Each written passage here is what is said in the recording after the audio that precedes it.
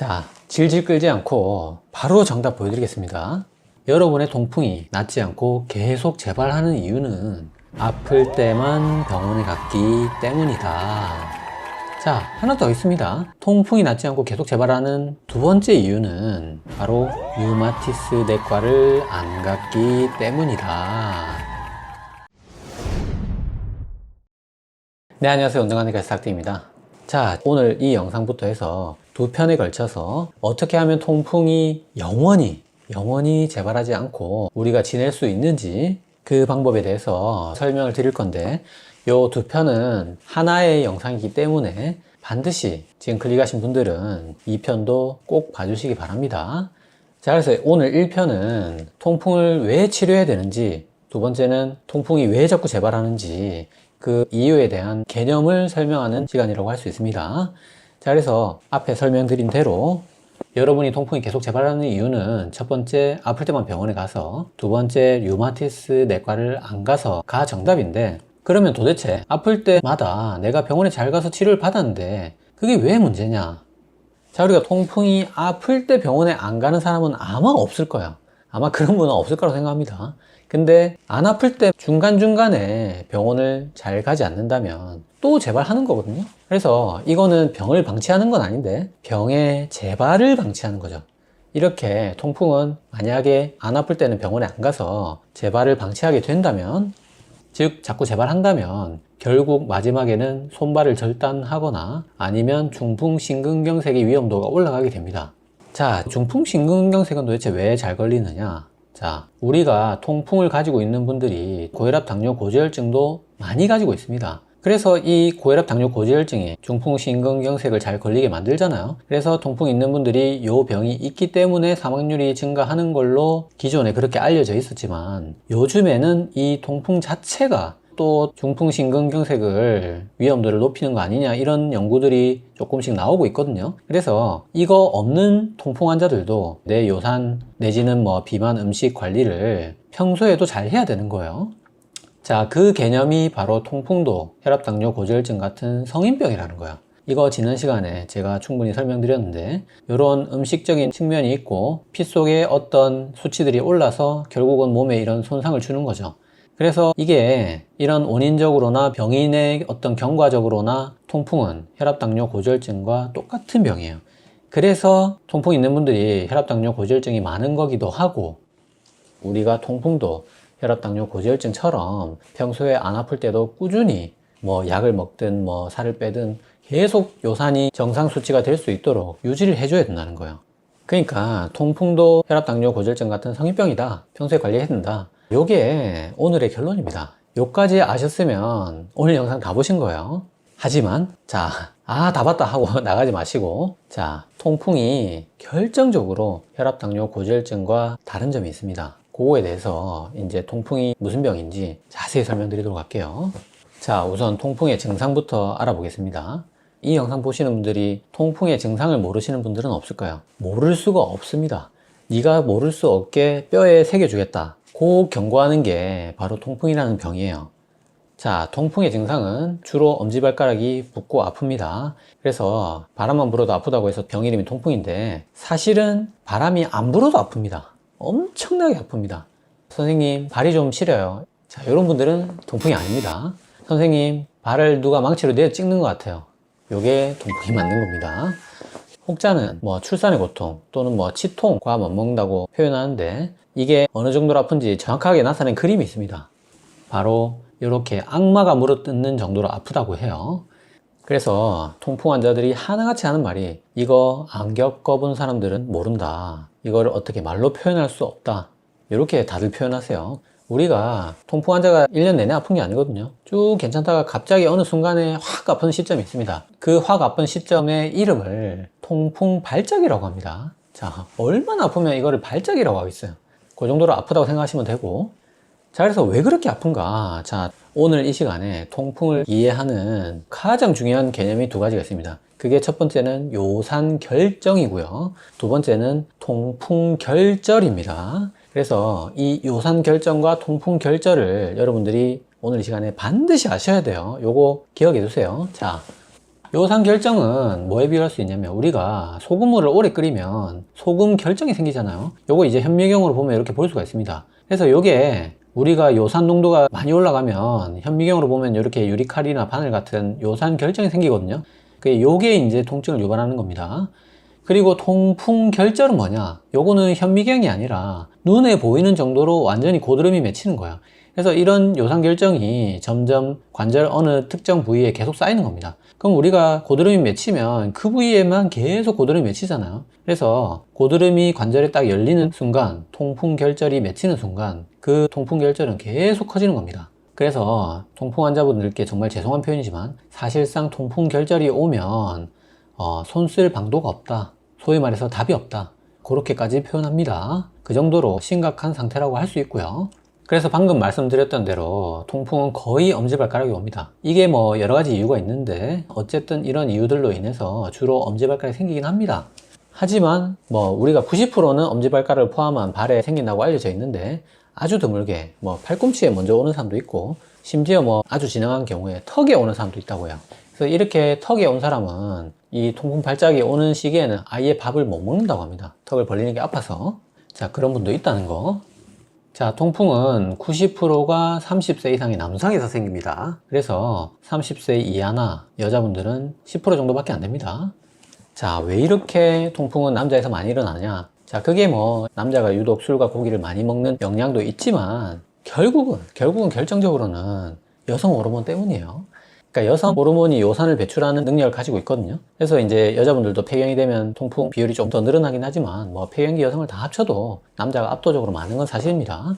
저도 살면서 여성 통풍 환자는 딱 한 분 봤어요. 딱 한 분. 그래서 이런 여성 호르몬 때문에 통풍은 90%가 남자한테 오고, 또 반대로 지난 시간에 설명드린 것처럼 골다공증은 여자에게 대부분 또 온다는 거예요. 남자는 통풍, 여자는 골다공증, 이렇게 나눠 가지게 된 겁니다. 자, 통풍이 재발하는 걸 막기 위해서는 통풍이 어떤 식으로 내 몸에서 진행을 하는지를 자세히 알아볼 필요가 있어요.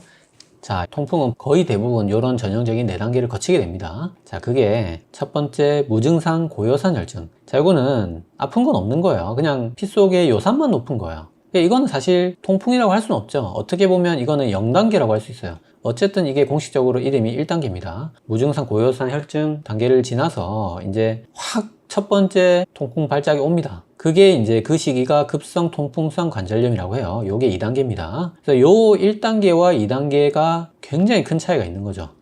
그러다가 또 언제 그랬냐는 듯이 멀쩡해져요. 또 한동안 쭉 멀쩡합니다. 그래서 요 멀쩡한 시기를 통증이 없는 간헐기라고 합니다. 그러다가 두 번째 통풍 발작이 옵니다. 그러다 또 멀쩡해져요. 그러다 또 재발하고, 그래서 발작 간헐기, 발작 간헐기, 이렇게 계속 무한반복하는 게 바로 3단계 간헐기 통풍 시기가 되겠습니다. 그 다음에 요 멀쩡하던 시기를 지나서 이제는 발작이 끝나고 간헐기가 왔는데도 아픈 거예요. 그래서 이때부터는 이제 평소에도 계속 아픕니다. 그게 이제 통증을 동반한 간헐기라고 하거든요. 그래서 이때는 바로 결절이 생기는 거예요. 이게 바로 4단계 만성결절성 통풍입니다. 그래서 앞서 설명드렸던 1단계, 2단계를 구분하는 게 바로 이 요산 결정입니다. 그리고 3단계와 4단계를 결정하는 게 바로 통풍 결절입니다. 그래서 요 단계에서 요산 결정이 생기면 요 단계로 넘어가는 거고, 요 단계에서 통풍 결절이 생기면 요 단계로 넘어가는 거예요. 자, 여기서 무증상 고요산 혈증을 자세히 보도록 할게요. 요 1단계에 해당하는 무증상 고요산 혈증이 얼마나 많냐? 자, 우리 현대 성인의 무려 40%가 가지고 있습니다. 그러니까 이거는, 이게 병이라고 치면은 우리나라에서 거의 한 1700만 명이 병이 있는 거죠. 그러니까 말이 안 되는데, 사실 이제 이거를 우리가 병으로 규정하지는 않습니다. 그래서 이거는 뭐 사실상 통풍이라고 볼 수는 없는데, 자, 이 무증상 고요산 혈증 환자 중에 10에서 20%만이 평균 이 기간을 20년을 앓다가 2단계, 즉 통풍으로 진행을 합니다. 자, 그래서 어떻게 보면, 자, 요산이 높더라도 거기서 8, 90%는 평생 통풍을 앓지 않고 무증상 고요산 혈증 상태로 그냥 살다가 돌아가시는 거예요. 그분들이 사실 피검사를 구체적으로 보지 않는 이상 내가 요산이 높았구나, 이런 사실을 모르고 평생 살 수도 있겠죠.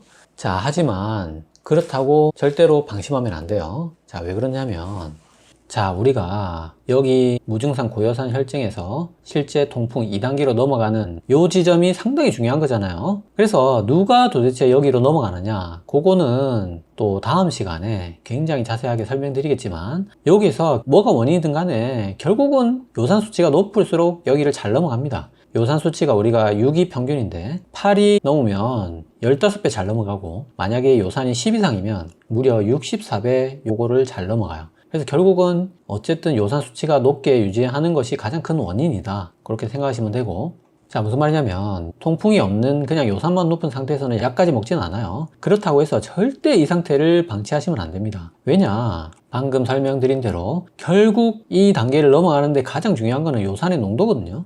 그래서 약을 먹는 거는 이제 담당 의사와 상의를 해야겠지만, 우리가 약을 먹지 않더라도 다음 시간에 설명드릴 체중 감량이라든지 음식 조절이라든지 이런 거는 반드시 지켜서 철저하게 요산을 6 이하로 정상 농도로 유지를 해야 됩니다. 요 통풍이 없는 분들도. 자, 그러면 지금까지 통풍의 4단계 경과를 머릿속에 잘 숙지하시고, 제일 처음에 설명드렸던 통풍이 자꾸 재발하는 이유 2가지, 그거를 하나하나씩 이제 살펴보도록 할게요. 자, 첫 번째가 제가 아플 때만 병원에 가서라고 설명드렸는데, 자, 왜 그러면 우리가 안 아플 때도 병원에 가야 되는가? 자, 요게 통풍이 다른 병하고 결정적으로 다른 게 있어요. 자, 우리가 통풍은 아플 때 먹는 약과 안 아플 때 먹는 약이 완전히 다른 약으로 구분이 딱 돼 있습니다. 결국 결론은 아플 때 소염제 먹고 안 아플 때 요산 저하제를 먹어야 되니까, 안 아플 때 요산 저하제를 타러 가야 되기 때문에 안 아플 때도 병원에 가야 된다는 거죠. 자, 무슨 말이냐면 우리가 예를 들어서 고혈압을 방치해서 뇌출혈이 왔어요. 그래서 응급실 실려가서 뇌 수술을 했습니다. 그러고 퇴원을 하잖아요. 그러면 혈압약을 먹어야 되죠.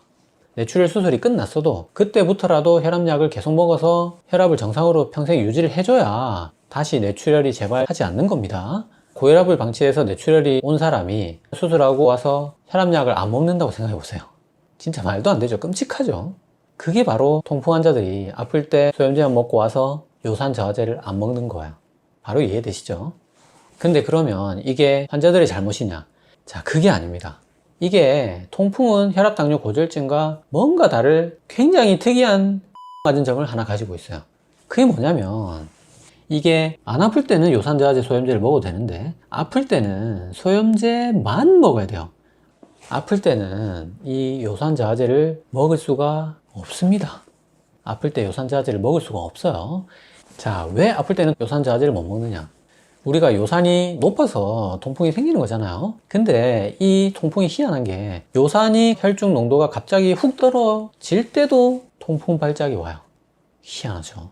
그래서 우리가 요산 저하제를 아플 때는 쓸 수가 없습니다. 오히려 통풍 발작이 끝났을 때 굉장히 소염제하고 같이 조심스럽게 요산 저하제를 조금씩 투여하면서 소위 말해서 요산을 살살 낮춰야 돼요. 살살. 희한하죠. 약간 이런 개념이라고 생각하시면 돼요. 우리가 고혈압에는 운동이 좋죠. 하지만 혈압이 너무 높을 때는 운동하면 일시적으로 혈압이 잠깐 더 올라갈 수 있기 때문에, 너무 높을 때는 뭐 약이나 금연군주 같은 걸 먼저 해서 혈압을 어느 정도 낮추고 그 다음에 운동을 살살 시작해서 꾸준하게 이제 운동을 하면서 혈압을 낮추라고 하잖아요. 그랑 똑같아요. 이 요산도 통풍 발작이 있을 때는 오히려 요산 저하제를 먹을 수가 없어요. 통풍 발작이 좀 끝나고 가늘기가 왔을 때 요산 저하제를 소염제하고 같이 살살살 먹어주면서 요산을 살살살 낮춰야 돼요. 요 점이 굉장히 통풍 치료를 어렵게 만드는 바로 그 점입니다. 그래서 이거를 환자분들도 잘 모르지만 심지어 의사도 잘 몰라요. 그래서 실제로 통풍 발작이 있어서 아파서 환자분들이 오시면 소염제만 주고 만다든지, 아니면 소염제하고 요산 저하제를 동시에 처방하는 경우가 굉장히 많습니다. 그래서 이렇게 하시면 안 되고, 환자분들도 뒤에 안 아플 때 또 와서 요산 저하제를 먹어야 된다는 그 인식을 심어줄 수가 없는 거예요. 그래서 진짜 통풍 환자들은 억울한 면이 많이 있습니다. 그래서 정석적인 방법은 우리가 이렇게 약을 먹어야 된다는 거죠. 요거를 큰 그림으로 보면, 자, 우리가 이렇게 발작, 가늘기, 발작, 가늘기가 있잖아요. 요 그림에서는 발작하고 가늘기가 기간이 비슷해 보이지만 사실은 발작 기간은 보통 2, 3일, 길어도 일주일 정도밖에 안 됩니다. 그리고 사실 요 가늘기가 보통 평균적으로 6개월에서 1년입니다. 그래서 잠깐 아프고 쭉 괜찮고 잠깐 아프고 쭉 괜찮은 게 반복된다는 거예요. 그래서 그 잠깐 아픈 발작 시기에는 소염제를 먹고 쭉 안 아픈 시기에는 장기간 요산자제를 먹으면서 아주 단기간 소염제를 같이 먹어주는 게 통풍의 올바른 치료라고 할 수 있어요. 그래서 자, 의사가 이렇게 말해야 정석적인 진료가 되는 거예요. 우리가 통풍 발작이 생겨서 아픈 환자가 오시면 먼저 소염제를 처방해주고, 자, 이거 먹고 아픈 게 사라지면 장기간의 요산자화제와 단기간의 소염제를 같이 타러 한 번 더 오세요. 이렇게 말해야 됩니다. 그래서 요산자제를 쭉 먹고 계속 안 아프면 이제 그때부터는 혈압, 당뇨, 고지혈증처럼 계속 이제 요산자제만 타러 오는 겁니다. 한 달, 두 달, 뭐 그게 부담스러우면 뭐 6개월 이렇게 계속 이제 혈압, 당뇨 타듯이 타러 오는 거예요. 이렇게 해야 정확하게 진료를 하는 겁니다. 요게 의사도 복잡하고 환자도 복잡하니까 잘 안 지켜지게 되고, 그러니까 평소에 요산저하제를 안 먹는 원인이 되는 겁니다. 근데 환자분들이 모를 수 있다고 쳐도 사실은 의사들이 몰라서는 안 되는 거거든요. 그래서 여러분들이 이제 두 번째 이유를 봐야 되는 거예요.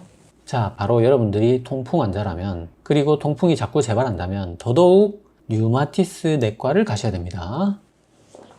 자, 통풍이 어느 과 질환이냐, 어느 과에서 보느냐, 바로 류마티스 내과예요. 자, 요 사실을 역시 모르는 분들이 굉장히 많을 겁니다. 통풍은 류마티스 내과 질환입니다.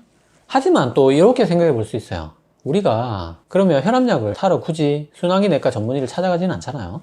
뭐 당뇨약 타러 굳이 내분비내과 전문의를 찾아가지는 않잖아요. 류마티스 내과에 가면 좋겠지만 뭐 그냥 동네 병원 아무 과에 가도 다 통풍 진통제하고 다 주던데 아무 병원에나 가면 안 되나, 반드시 류마티스 내과를 가야 되는 이유가 있냐, 그렇게 생각할 수 있는데, 자, 제가 동네 병원을 무시하는 게 절대 아닙니다.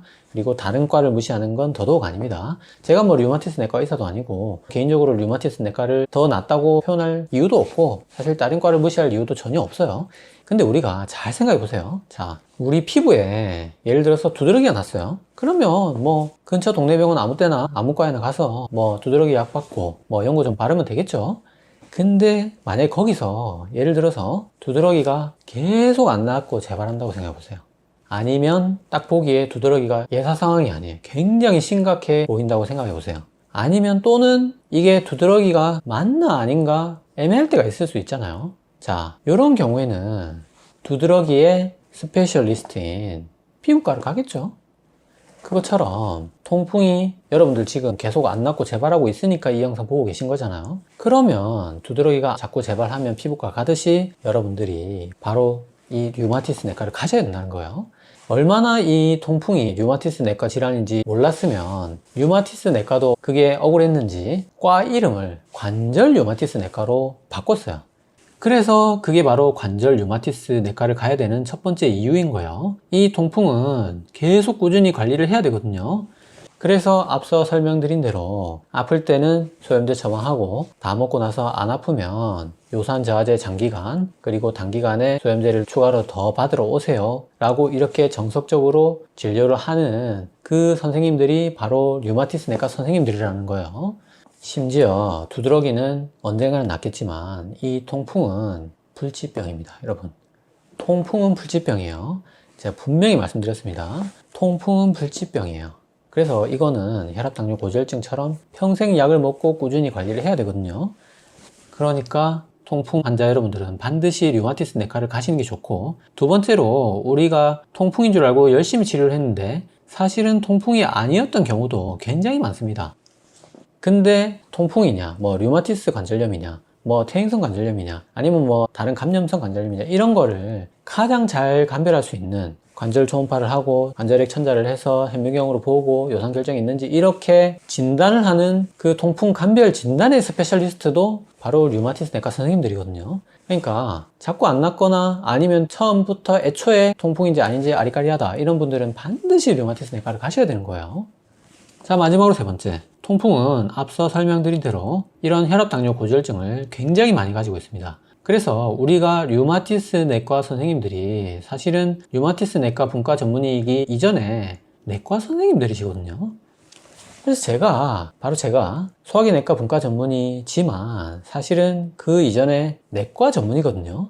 그래서 여러분들이 지금 보시다시피 제 유튜브에서 제가 수많은 혈압, 당뇨, 고지혈증 이런 지식들을 여러분들께 소개해드리고 있지 않습니까?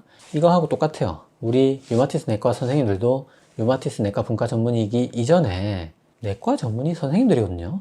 그래서 이분들이 혈압, 당뇨, 고지혈증에 대해서 모두 다 저만큼 많은 지식을 가지고 있습니다. 그래서 어차피 통풍 관리하는 김에 그 선생님한테 혈압, 당뇨도 같이 관리를 하는 거죠. 그래서 한 내과 의사가 혈압, 당뇨약하고 통풍약을 같이 처방하는 게 훨씬 더 조절이 잘 되거든요. 그래서 특히 더더욱 이런 병을 같이 동반하고 있는 통풍 환자라면 정말 반드시 류마티스 내과를 꼭 가셔야 됩니다.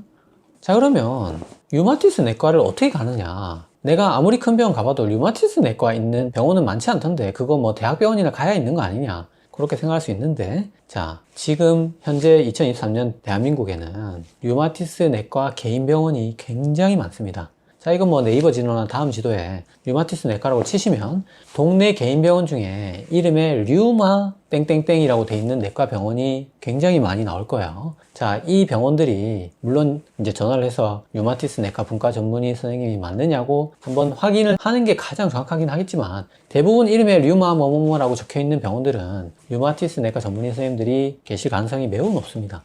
그래서 간단하게 여러분 그냥 류마티스 내과 검색하셔서 주변에 나오는 개인 병원에 가시면 됩니다. 자, 지금까지 설명드렸던 대로 통풍은 불치병입니다. 여러분 속상하시죠? 근데 잘 생각해 보세요. 우리가 당뇨가 완치가 됩니까? 당뇨는 완치가 되지 않습니다. 철저하게 운동하고 살을 빼고 몸 관리를 해서 평생 약을 안 먹고도 정상 혈당으로 유지되면서 살 수는 있어요. 그럴 수는 있습니다. 근데 그게 완치가 된 게 아니죠. 똑같죠. 통풍도 평생 여러분들이 통풍 발작 재발을 안 하고 요산 수치를 정상으로 유지하면서 살 수는 있습니다. 하지만 그게 여러분들이 평생 약을 안 먹고 음식 조절도 안 했는데 재발도 하지 않는 완전히 뿌리 뽑은 그 완치라고 할 수는 없죠. 그런 개념의 완치는 없습니다. 자, 그래서 그게 통풍도 결국 혈압당뇨 고지혈증과 같은 개념의 불치병이라고 할 수 있고, 그 개념을 제가 좀비에 비유를 해서 설명을 드린 적이 있어요. 그게 바로 고혈압은 딱 고혈압이라는 병을 진단받는 순간부터 뇌출혈, 뇌경색, 심근경색, 신부전, 심부전이라는 5마리의 좀비가 달라붙는 거라고 생각하시면 된다고 설명을 드렸었어요. 그래서 내가 혈압약을 먹든 싱겁게 먹든 운동을 하든 열심히 노력해서 도망을 치면 됩니다. 그래서 평생 이 좀비에 한 번도 안 물리고 죽는 게 고혈압 환자가 노릴 수 있는 실질적인 치료의 개념이다. 결국 이 좀비를 완전히 죽일 수는 없다. 그런 개념의 완치는 없다고 설명을 드렸었어요. 그러면 통풍은 뭔가? 자, 통풍은 통증, 전부 통증으로 된 통풍 발작 재발의 좀비가 우르르 따라오는 거죠. 통풍이 한번 걸린 이상 이런 5마리의 좀비가 평생 따라오는 겁니다. 심지어 통풍 환자는 일생에 한 번 정도는 반드시 물리게 되어 있습니다. 그래서 만약에 이 통증이라는 좀비에 계속해서 물리게 되면 나중에는 손발 절단이라든지 심혈관 사망이라는 좀비에 추가적으로 또 물리게 돼요. 자, 그게 바로 통풍이라는 병입니다. 그래서 이 좀비들을 죽이는 개념의 완치는 노릴 수가 없어요. 하지만 잘 도망치고 잘 관리를 하면 이 좀비들에게 평생 다시는 한 번도 안 물리고 살 수는 있다는 거예요. 그게 바로 통풍 치료의 장기적인 개념이 되겠습니다. 자, 그래서 여기까지 일부 통풍의 어떤 자연 경과와 치료의 궁극적인 개념에 대해서 자세히 설명드렸고, 2부에서는 이제 음식으로 통풍을 어떻게 치료하는지 궁극적으로 재발을 막을 수 있는 방법의 총 결론에 대해서 또 자세히 설명드리기로 하고, 오늘 1부 3줄 요약으로 마무리하도록 할게요.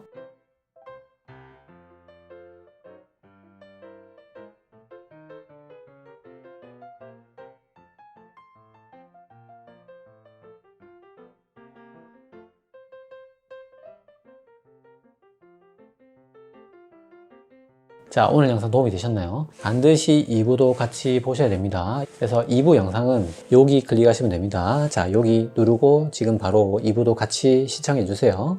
감사합니다.